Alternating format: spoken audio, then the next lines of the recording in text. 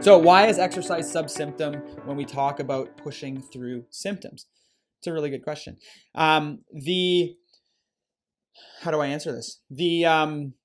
If you're exercising every day and you're pushing in through symptoms and going over symptoms, I don't actually believe that would be detrimental to you. However, the evidence that has been done in this space, and this may change over time. So because right now I'm saying that you should be sub-symptom threshold, doesn't mean that that might not change.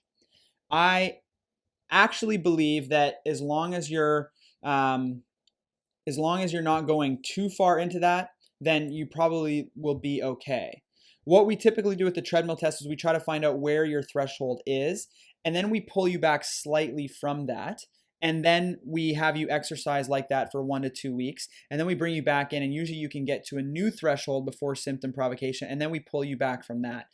That, I think, is simply the best thing about that, I think, is simply because you're not going to feel like crap every day. And oftentimes when patients feel like crap, you tell them to do something and their symptoms flare up, they might start now avoiding that activity because of the discomfort on it. I actually think that having a little bit of symptom provocation with exercise is probably going to be okay, but I can't prove that. And most of the evidence that's been done on this has shown effectiveness with sub-symptom threshold exercise. So as of right now, the recommendation is still to do sub-symptom threshold, but as research evolves in this space, we may find out that it really doesn't matter.